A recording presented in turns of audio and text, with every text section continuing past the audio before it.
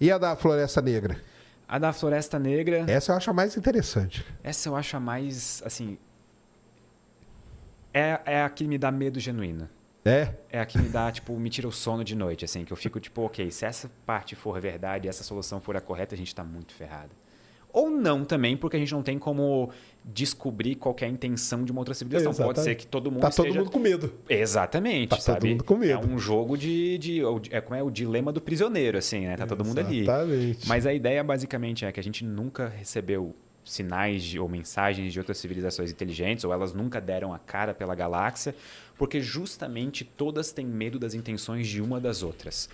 Então, toda a vida pela galáxia é um constante jogo de vou me esconder porque eu não tenho certeza de quais são as suas intenções. Exato. E quem se revelar primeiro corre o risco de ser alvo de uma civilização berserker. Então... então elas se misturam, as duas soluções. Elas se misturam nesse ponto. Uma acaba virando... A parte, digamos, as civilizações malignas da hipótese da Floresta Negra são geralmente as do berserker. São geralmente as civilizações que querem, tipo... procurar e destruir toda a vida na galáxia. O que faz sentido em um ponto. Os recursos são escassos. Só que eles são tão grandes, tipo assim, a gente está falando de proporções tão imensas de recursos, tipo o tamanho de uma galáxia, que a gente nunca chegou a conceber isso. E a gente provavelmente vai demorar, se um dia vai chegar nesse ponto da árvore tecnológica, de conceber tudo isso. Mas e se para uma civilização suficientemente avançada, realmente chegou a hora de pensar, que nem a gente pensa hoje, os estoques de urânio na Terra vão acabar em 40 anos, e se chegou no ponto que uma civilização pode começar a pensar, os estoques de urânio na Via Láctea vão acabar em 10 milhões de anos. Então acho melhor a gente começar a destruir tudo que use isso, sabe? Saquei. É uma possibilidade, né? E ela tem, o pessoal entender, ela tem esse nome da Floresta Negra, que é a mesma coisa quando a gente entra numa floresta, né? Você não quer, sabe? Você não sabe que bicho que tá ali escondido, né? Eu odeio a sensação, por exemplo, de estar, sei lá, vai acampar e acender uma fogueira no meio do nada, sabe? No meio do escuro. Porque assim. aí você já deu sua localização. Já deu. Tipo, acende 2 fogueiras, entendeu? E fica numa outra, sabe? Porque daí pelo menos tem enganar, 50% de chance de não ir na tua, sabe? Exatamente. Ou vai nas duas e tá todo mundo ferrado. E aí, nessa ideia da Floresta Negra, entra... Então é legal, né? Porque ela tem a ligação com o Berserker, mas ela tem a ligação com o sinal UOL, né? Tem. Porque a gente recebeu esse sinal. Uma vez só. Nunca mais... Por que nunca mais se repetiu? E se foi uma civilização que chacoalhou um galinho da árvore ali, né? E agora a gente botou a cabeça para fora dos galhos, assim, e a gente tá tipo, é o próximo, sabe? A gente agora tá só esperando. Mas aí o lance da gente... Então, aí o lance da gente mandar a nossa localização, que começou com o Carl Sagan, né? Sim. Que mandou lá no disco. Filho da mãe, Carl Sagan, você. Hein? Só que o dele ainda foi benéfico, tipo, para pensar, porque não era emissão de rádio, ou não. emissão eletromagnética. O cara era um tinha que disco pegar de o disco, né? tipo, alguém vai ter que achar a Voyager. Ela tem que emite achar o sinais, disco. mas são fracos e são direcionados à Terra. Então, é uma dificuldade logística aí. Então, acho que ainda a gente pode fechar o olho assim e fingir que nunca aconteceu. Mas e aquela iniciativa da 2000 e alguma coisa, que a gente mandou uma mensagem para um aglomerado globular? Sim. Sabe, tu lembra qual... mensagem de recibo que você diz? Não. Mais nova agora. Mais nova. Sabe quais foram as mensagens? Uma coletânea de tweets. Porque era uma mensagem promocional. Mas aí então tá tranquilo, cara. Os caras vão falar, pô, esse bando de ignorante. Não vamos lá. Deixa, eles mesmos vão se matar um dia. Então, tipo assim, a gente faz. Os caras estão brigando por One Piece, cara. Imagina pega a treta do One Piece e manda pra uma civilização. Na hora que a civilização vem, vai falar, o quê? Os caras estão brigando por One Piece, cara. A gente não precisa ir lá matar esses caras, não. De jeito nenhum. Eu vou passar longe. Vai que passa pra todo mundo, sabe? Tipo, exatamente. Dele, né? Esses caras eles vão se matar. Mas então, porque aí ela junta com a do Berserker, né? Que a gente tá mandando sinal. Se o Berserker diz que todo mundo é todo mundo mal, e aí? Então, mas o Berserker não diz que é todo mundo mal. Tá. Que só precisa de uma ser mal. E aí a gente começa a entrar num jogo de probabilidades. Certo. Por exemplo, se eu tô numa sala com 50 pessoas, concorda comigo que, mesmo sem conhecer ninguém, existe uma probabilidade não nula de alguém ali ter claro. umas intenções não tão boas, digamos, sabe? Por própria, sei lá, natureza humana, coisa do tipo. Então já começa, sabe, a ficar... Imagina se a gente tem 1000 civilizações na galáxia e 999 são boas, que nem a gente. Mas basta uma, né? Aquele 1%, sabe? Só aquele... É 1% vagabundo. Exatamente. Literalmente, nesse caso. Então, aí é complicado. A gente mandando, né? E a gente mandando. Eu sou contra esse negócio de mandar, cara. Ou fizesse uma enquete mundial, né? E aí? A gente manda nosso lugar ou só fica ouvindo? Porque também ficar só ouvindo também é meio chato, né? É meio estranho, né? Tipo, é meio... Porque já parou pra pensar que se a gente tá ouvindo ativamente alguma coisa, a gente só não se deu conta ainda? Tipo, sei lá, um sinal periódico de frequência extremamente baixa ou alguma coisa do tipo que a gente ainda não se ligou que, tem um padrão aqui, sabe? Sei lá, Exatamente. se os picos da onda se juntam a cada, sei lá, 30 anos, sabe? Uma coisa bizarra, assim. Ou se a gente estiver apontando pro lado errado também, né? Tá ouvindo pra lá e tá vindo aqui de trás, alguma coisa assim, né? Essa, pra mim, vai ser tipo assim, a maior dúvida que a gente pra sempre vai ficar. Como a gente nunca ouviu de volta o sinal WOW, o próprio design do Big Ear, daquele telescópio, era aquele design que é tipo 2 faixas simultâneas sendo visualizadas no céu, né? Porque Isso. daí que vem o nome, é o Big Ear, porque é como se fossem duas pares de duas orelhas, orelhas, né? E pra mim a maior dúvida sempre vai ser essa. Será que o sinal foi um erro, um ruído estatístico? Tipo, alguma coisa que deu errado, ou, sei lá, alguma origem não sintética para aquele sinal, ou até mesmo terráquea, a origem? Ou será que isso foi alguma coisa que realmente veio de fora e durou só aquele tempo, a gente não tem como confirmar de onde que veio? Porque o próprio local da galáxia, de onde veio, dependendo de qual das duas faixas de orelha tiver sido a origem verdadeira do sinal, a gente tem locais completamente diferentes, setores completamente diferentes da galáxia. E aí, sabe? O que a gente faz?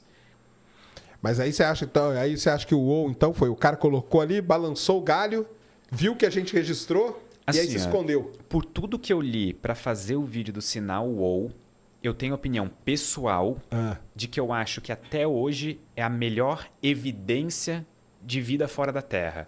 Não acho que é uma prova, não acho que é uma mensagem que veio de alienígenas. Mas assim, se a gente tem um lugar para começar a procurar, eu acho que o sinal WOW talvez seja o melhor, até hoje.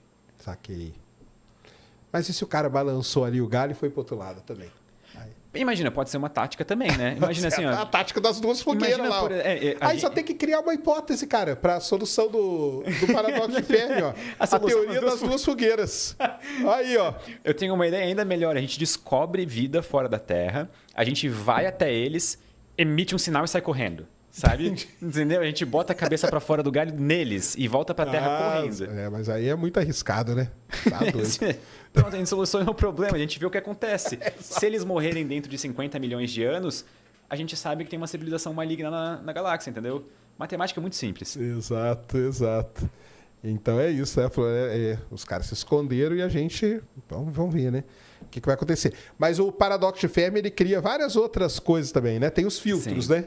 O dos grandes filtros também é uma das minhas particularmente favoritas, porque eu acho que ela é uma das mais baseadas em ciência bruta, né? Sim. Que são, tipo, a ideia de que o surgimento da vida, desde o próprio surgimento da vida, a biogênese, o momento em que partículas elementares viram vida, até o momento em que a gente surge com uma civilização altamente tecnológica, existem diversas etapas no processo que funcionam como se fossem filtros mesmo, tipo, algumas passam, algumas não passam. E dependendo de onde a gente estiver no filtro, ele pode estar na nossa frente ou atrás da gente. E dependendo, toda descoberta que a gente fizer envolvendo vida fora da Terra, daqui em diante, coloca o filtro em algum lugar. Ou na nossa frente ou atrás. E nenhuma das duas é boa. Porque, por exemplo, se ele estiver atrás de nós, ele responde o paradoxo de Fermi sem querer. Ele diz que a gente está sozinho, né? Porque... Ninguém passou pelo Ninguém filtro, passou, né? Provavelmente só a gente. E se ele estiver na nossa frente, bom, talvez a gente não vai passar tão cedo, né? Porque imagina, é uma questão verdadeira. Tipo, imagina que toda civilização inteligente surge, desenvolve física quântica, cria bombas nucleares e se aniquila. Mas você sabe que isso o pessoal tem colocado na equação de Drake agora, né? Sim. Que é o fator de autodestruição. E tem que ter. Mas na original não tinha, né? Ele não levou tinha longevidade só, né? Não tinha autodestruição. E aí o pessoal que começou a pensar no paradoxo de Fermi, criar essas coisas, falou, cara, mas tem aí a autodestruição. Aí os caras se criam guerra e tal e se autodestrói. Eu acho que o Michael Shermer, aquele filósofo, ele tem uma das melhores estimativas numéricas de qual que é o tempo médio de duração de uma civilização. Ele pegou várias civilizações da Terra ao longo da história, porque a gente não tem nenhum motivo para achar que a gente é particularmente diferente de uma civilização romana. A gente tem tecnologia diferente, tudo mais, a expectativa de vida pode ter mudado, mas... o ser humano é a mesma coisa. Exato. E a organização de civilização continua praticamente a mesma, sabe? As estruturas por trás. E, se eu não me engano, a estimativa dele de duração era a média na Terra. Assim, o valor pode estar quebrado na minha cabeça, até se alguém quiser verificar depois aí nos comentários, eu mandar um superchat, mas era de cerca de 324 anos. Era uma coisa assim. Provavelmente o valor não está certo na minha cabeça agora, pode estar errado. Mas era uma coisa muito pequena. Se eu for parar para pensar na civilização moderna, a gente está... Vamos botar o começo, sei lá, depois da Revolução Industrial. Final de 1700, começo de 1800.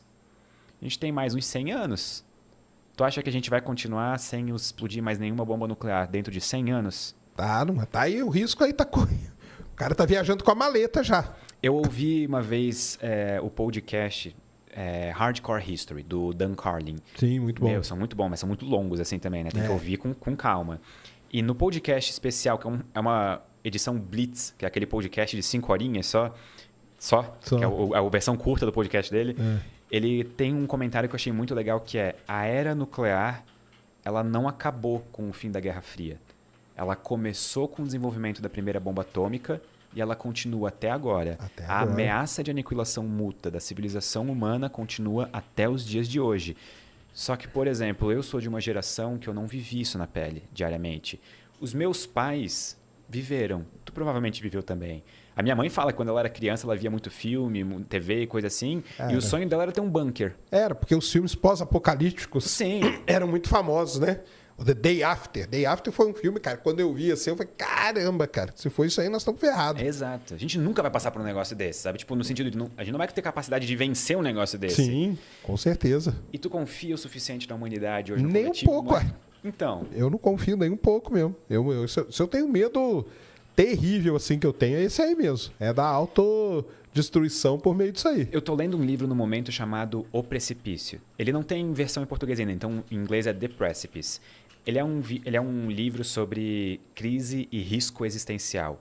Crise existencial literalmente no sentido de coisas que ameaçam a nossa existência. E o autor se propõe, na duração do livro, avaliar analiticamente, cientificamente, o que pode colocar a nossa existência em risco e qual que é a probabilidade disso acontecer.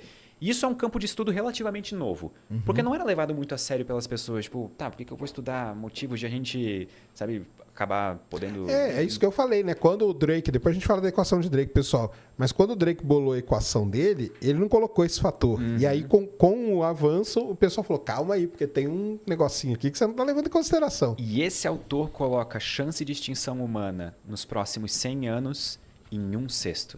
Caramba! É alto demais pra mim. É alto pra caramba. Não tô confortável com esse valor, sabe? É muito grande.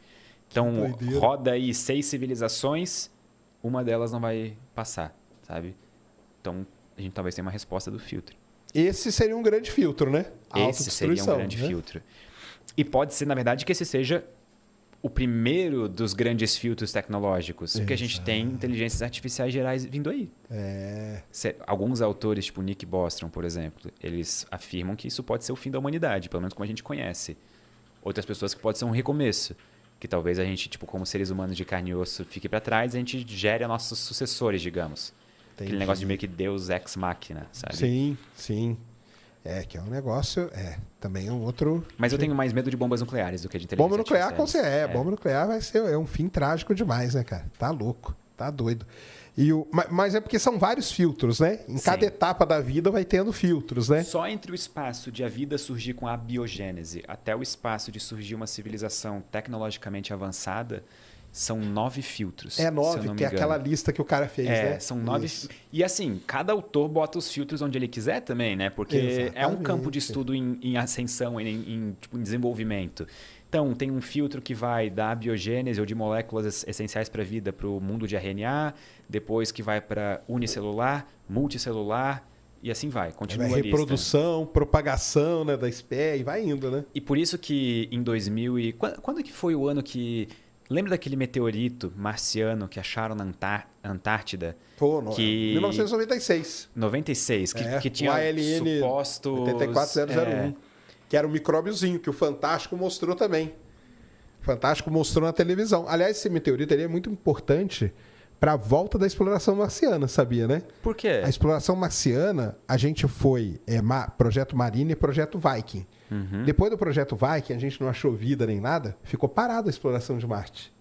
Aí ela foi voltar em 97. Aí mandaram sonda, as sondas se perderam e tudo. E ela foi voltar em 97, graças a esse meteorito. Porque ele viu aquelas estruturas ali, ficou aquela dúvida. Pô, será que aquilo ali é vida ou não é? Bem, cara, tá na hora da gente voltar lá. E aí voltou a exploração marciana por causa daquele meteorito. E o chato é que é totalmente inconclusivo, né? Tipo assim, não tem como tomar conclusões com base nesse meteorito, né? Tipo, ele tipo, nem pra sim, nem pra não. Ele é simplesmente, não dá pra fazer, tipo, dados com isso aqui. Não tem, é isso mesmo. E aí, por isso que resolveram voltar a explorar Marte. Aí começou os rovers e tal, que é essa era que a gente vive hoje. Então foi aquele meteorito lá. E esse meteorito foi importante para iniciar essa discussão do grande filtro, de uma maneira mais desenfreada. Sim. Porque foi ali que começou a galera a perceber, pera, vamos supor então que a gente vá para Marte e ache vida microbiana fóssil. Cara, isso não é uma boa notícia. Isso significa provavelmente que a gente passou pelo grande filtro e a gente está sozinho. Agora, vamos supor que a gente encontra vida, sei lá, multicelular. Cara, então talvez o filtro está na nossa frente ainda. Então, nós vamos passar. Nenhuma resposta é uma boa resposta. Nenhuma é uma boa, Eu tinha né? um amigo uma vez que me falou uma frase que ficou comigo, presa, que é: não faça perguntas para as quais você não quer saber a resposta. Sabe? E aí eu fiquei pensando, cara, mas eu quero saber a resposta, eu tenho essa curiosidade. Então, mesmo positivo ou negativo, eu quero saber se a vida existe ou não fora do universo. Lugar.